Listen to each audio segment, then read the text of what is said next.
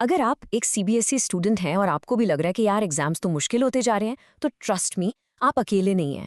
चलिए आज पता लगाते हैं कि इस नई हकीकत के पीछे की असली वजह क्या है। तो सवाल यही है जो शायद आप सबके मन में होगा। आखिर ये सीबीएसई एग्जाम्स इतने मुश्किल क्यों होते जा रहे हैं? चलो आज इसी सवाल का जवाब ढूंढते हैं। सबसे पहली बात, और ये सबसे जरूरी है, ये आपका कोई वहम नहीं है। आपको जो लग रहा है ना, वो बिल्कुल सही है।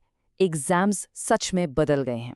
तो चलिए अपने पहले सेक्शन की तरफ बढ़ते हैं और सबसे पहले तो इस बात को पक्का करते हैं कि हाँ, ये फीलिंग बिल्कुल रियल है, ये सिर्फ आपको नहीं लग रहा। मुझे लगता है ये लाइन आप में से कई लोगों की फीलिंग्स को एकदम परफेक्ट तरीके से बताएगी। सिलेबस तो वही है, पर सवाल देखकर ऐसा लगता है जैसे किसी और ही एग्जाम का पेपर हाथ में आ गया हो। और ये जो फ्रस्ट्रेशन है ना, ये बिल्कुल जायज़ है। तो अब आते हैं सबसे बड़े सवाल पर। इस बदलाव की असली जड़ वाली वजह क्या है? देखिए, पूरा का पूरा खेल अब क्या से हटकर क्यों पर शिफ्ट हो गया है। और इस बहुत बड़े बदलाव के पीछे जो मेन प्लेयर है वो है नेशनल एजुकेशन पॉलिसी, यानी एनईपी 2020। ये एक आप कह सकते हैं रेवोल्यूशनरी पॉलिसी है।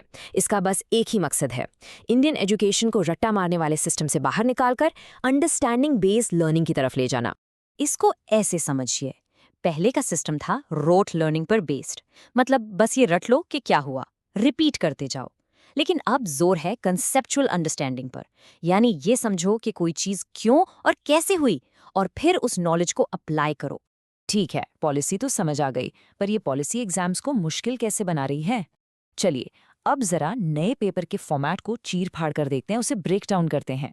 50%, 50%, ये कोई छोटा मोटा नंबर नहीं है। इसका सीधा सा मतलब है कि आपकी एग्जाम का आधा हिस्सा, अ फुल हाफ, अब बिल्कुल नई तरह के सवालों से भरा होगा।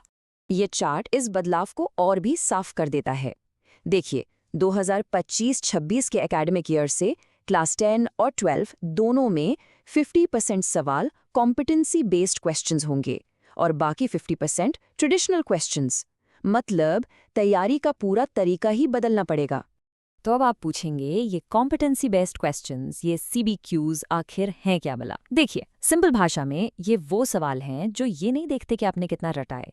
ये देखते हैं कि आप अपनी नॉलेज को रियल लाइफ सिचुएशंस में, असल दुनिया की प्रॉब्लम्स में कैसे इस्तेमाल कर सकते हैं।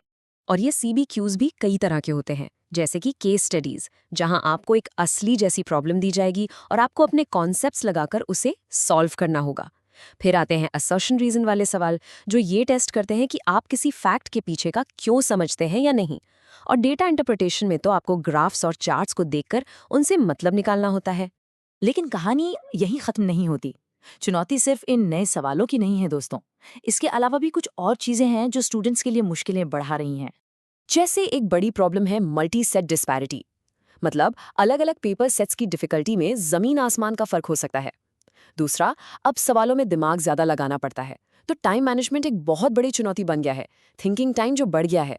और हाँ, ये बात गांठ बांध लीजिए, अब सिर्फ एनसीईआरटी की टेक्स्ट बुक को रट लेना 95% से ऊपर लाने के लिए काफी नहीं होगा। अब application is the key.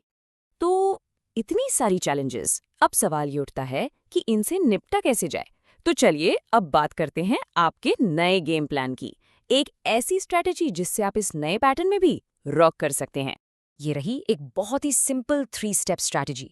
Step 1, sample papers को जितनी जल्दी हो सके प्रैक्टिस करना शुरू कर दीजिए और अपना फोकस कॉम्पिटेंसी बेस्ड सेक्शंस पर रखिए। स्टेप 2, एग्जाम्पलर प्रॉब्लम्स को बिल्कुल मत छोड़ना, इनमें हायर ऑर्डर थिंकिंग वाले क्वेश्चंस होते हैं। और स्टेप 3, जो कि सबसे जरूरी है, हर टॉपिक का क्यों समझिए, उसे अपनी रोज की जिंदगी से कनेक्ट करने की कोशिश कीजिए। ये जो लाइन है ना, ये इस पूरे बदलाव का सार है। मकसद सिर्फ मार्क्स लाना नहीं है, बल्कि सच में सीखना है। ये सिर्फ एग्जाम का पैटर्न नहीं बदला है, ये सीखने का पूरा नजरिया बदल रहा है। तो अब मैं आपसे एक आखिरी सवाल पूछता हूँ, क्या आप सिर्फ रटने के लिए तैयार हैं या फिर सोचने के लिए?